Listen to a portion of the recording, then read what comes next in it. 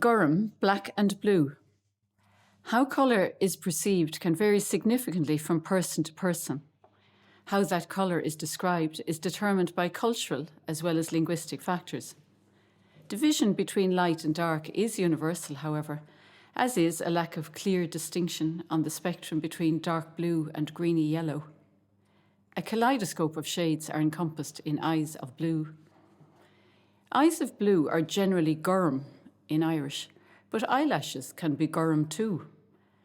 Eyelashes of Gorm are evidently dark, but when cheeks are described as Gorm, a different hue again must be implied. Cheeks which are Gorm stand in contrast to the less surprising cheeks of Depict or red, the difference being in the tinge of darkness in a reddish blush. But one medieval author covered all analogous tones, highlighting the dimples in his subjects' cheeks as Depict and Gorm, as well as curcra, dark red or purple, for good measure. Blue beards, too, are in evidence in early literature, though those sporting them are female witches. They include the classical Deirdre, whose hair is Gorm in a 12th century Irish adaptation of a Latin epic poem by Lucan, in which she has a starring role.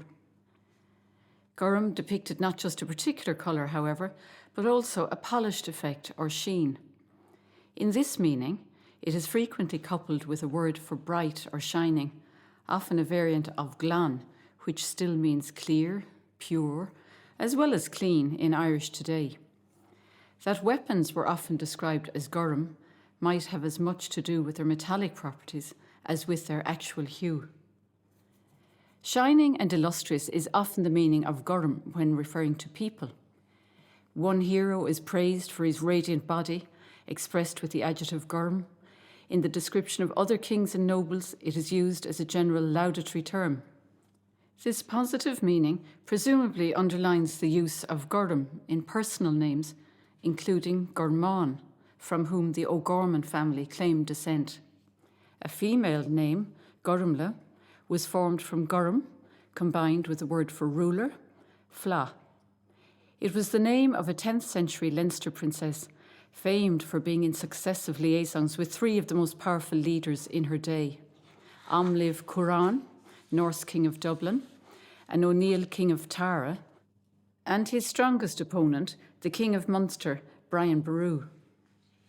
These were termed her three leaps by a contemporary poet, leaps which, according to him, no other woman would take.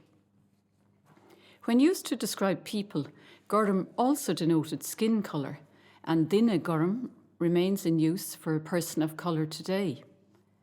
What may be an 11th century occurrence of Gorm in this meaning occurs in a fanciful account in the fragmentary annals of Ireland, relating how a Viking duo, sons of the King of Norway, first went to Spain and then on to Africa, where they defeated the Mauritanians, bringing a number of them to Ireland in captivity.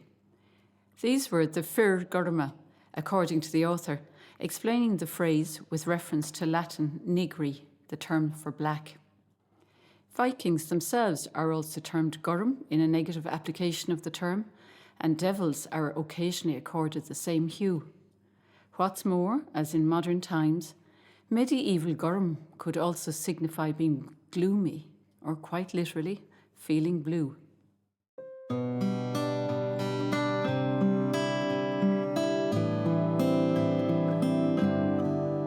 Radio Molly.